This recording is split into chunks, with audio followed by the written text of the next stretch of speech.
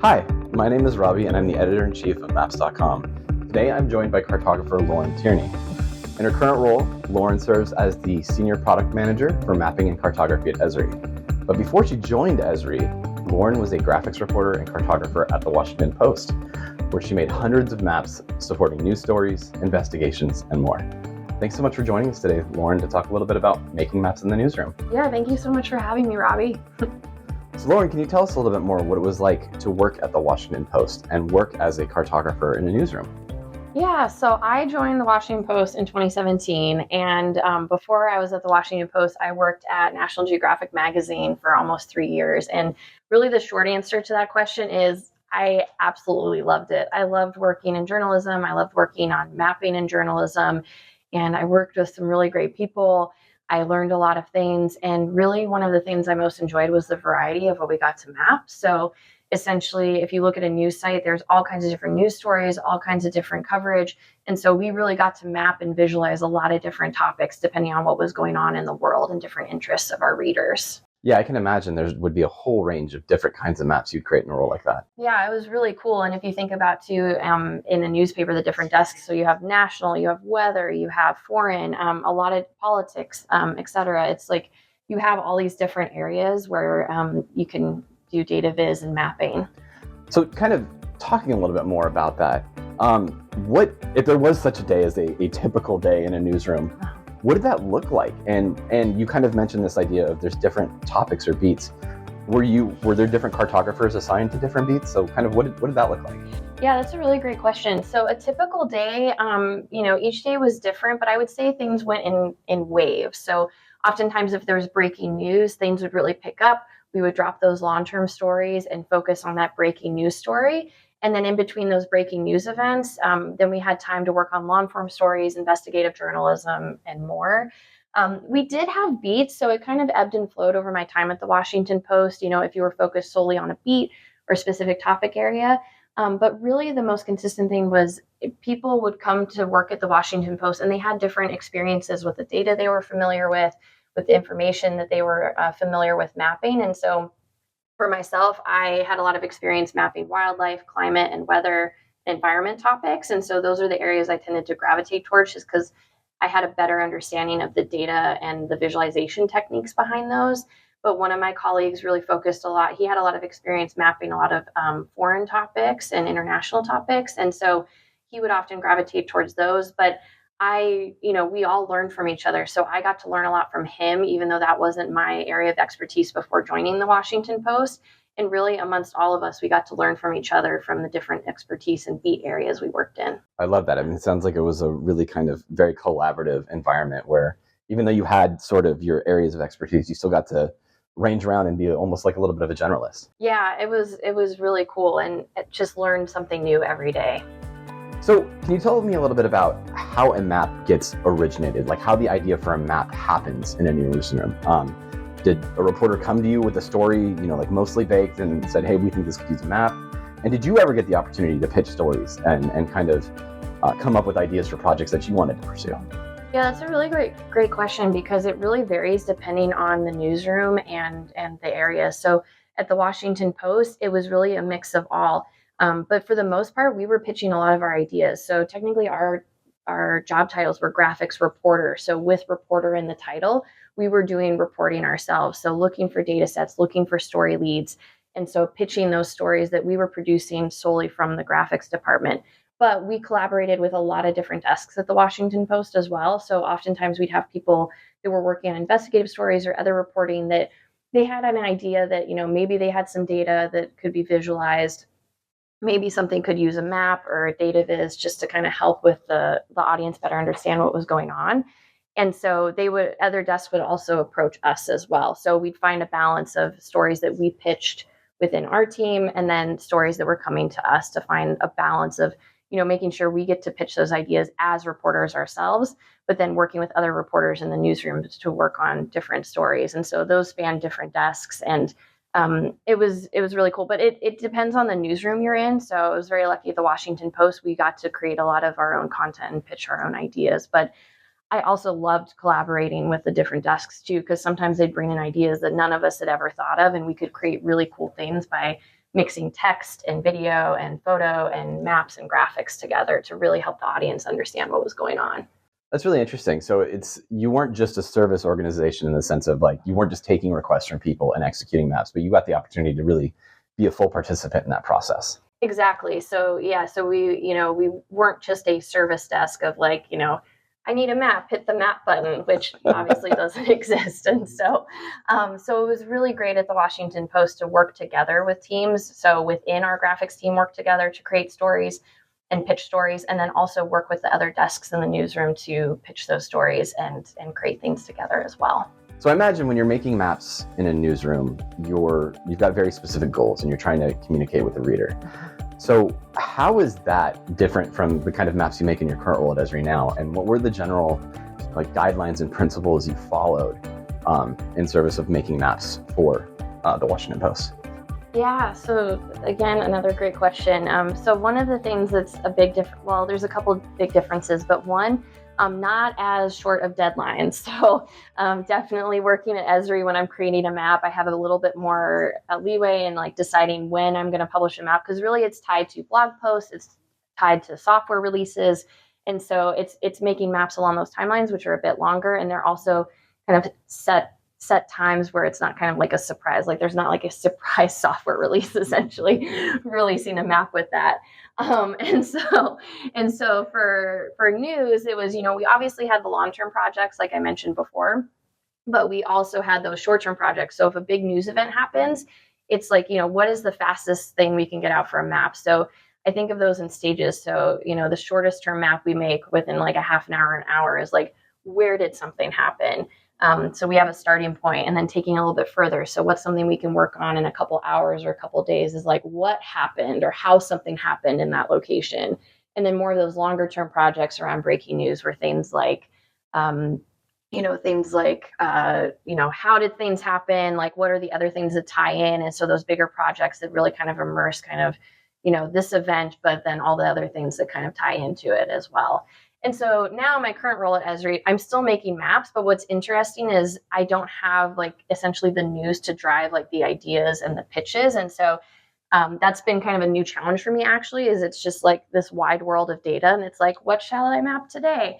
And so, which is, we had those opportunities at the Washington Post as well, but it is very different. And so I often find myself kind of looking for those newsy events when I'm making a map. So one of the maps I made recently was of a snowstorm that kind of just blew through the Washington, D.C. area. And so I knew that storm was coming. So I was well, let me just play around with some snow depth data. And then it was kind of what I would do at the Washington Post is let me kind of figure things out before I know this weather event's going to happen.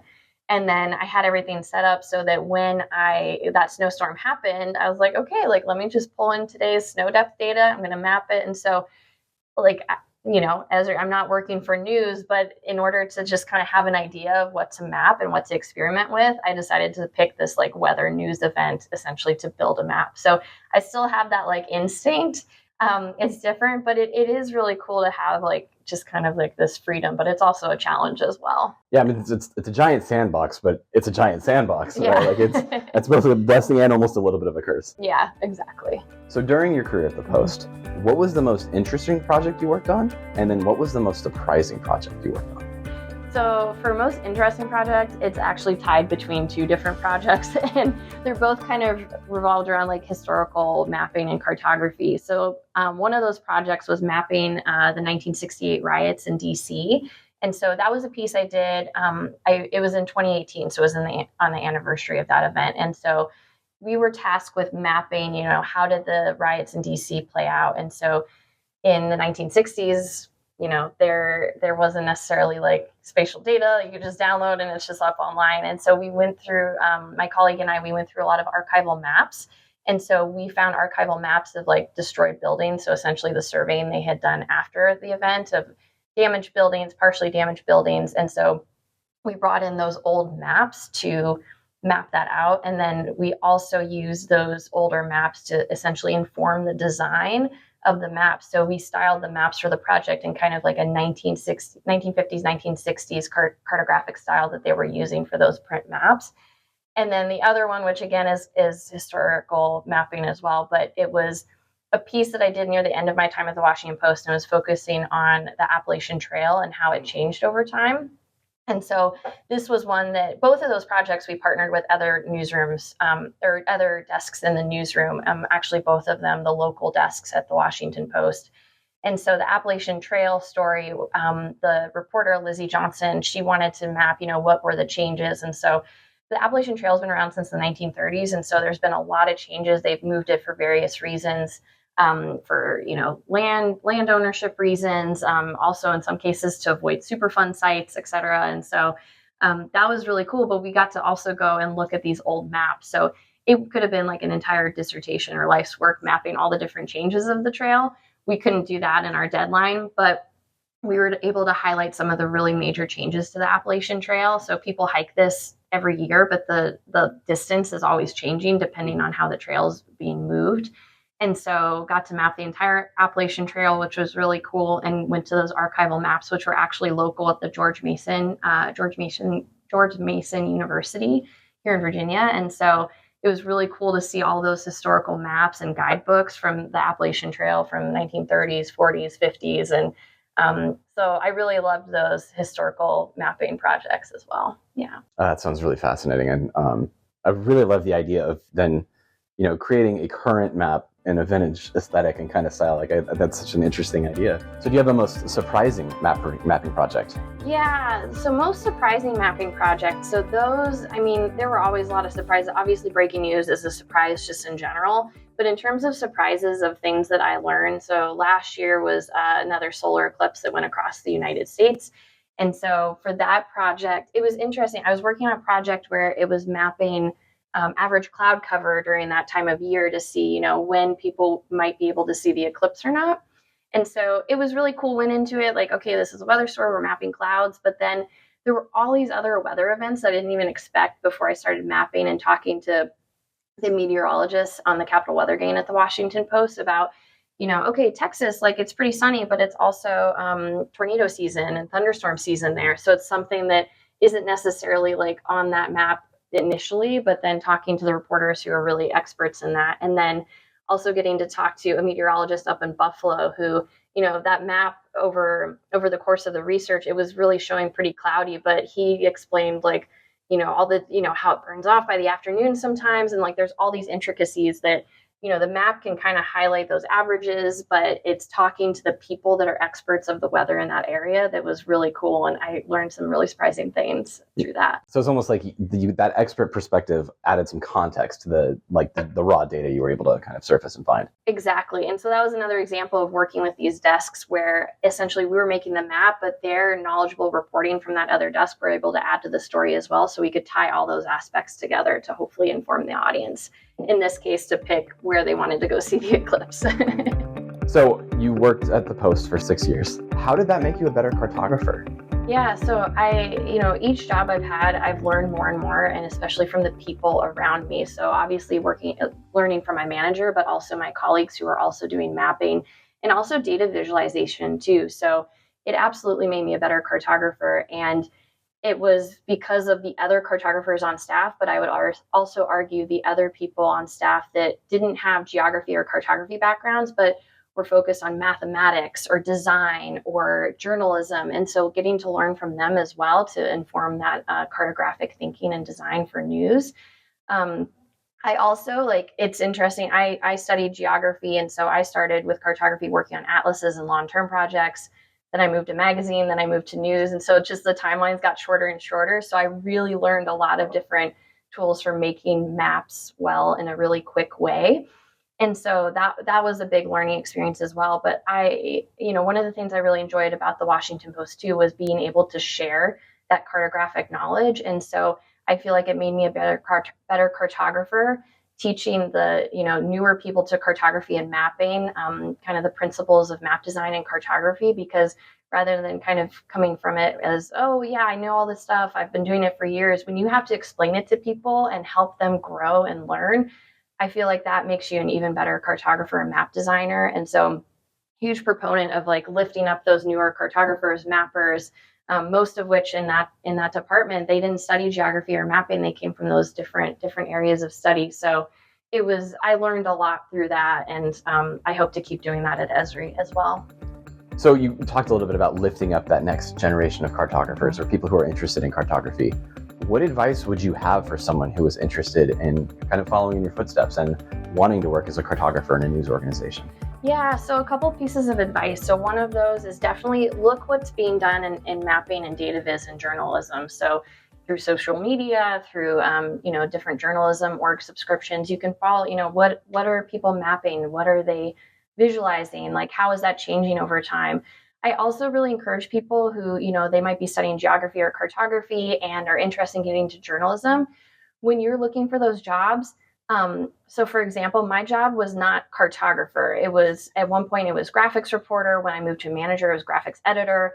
And then when I moved back to map making, it was senior graphics reporter. None of those have cartography, geography in them. And so I really encourage people, don't be scared off by the job title, because in journalism, there's rarely like a cartographer title. It's really, they're often graphics reporter or data reporter or data editor. There's always that job title that they have depending on the organization, but really look into the description of what are they looking for. Are they looking for people that have an understanding of spatial data, spatial statistics, just design in general? And so really don't be scared off by those job titles that might not have cartographer or map designer in them. So, yeah. Well, Lauren, I really appreciate you taking some time to chat about this today. It was a really interesting conversation. I wanted to talk to you about this for like at least a year now, so I really, really appreciate this. And thanks so much for doing this. Yeah, thanks so much for having me, Robbie.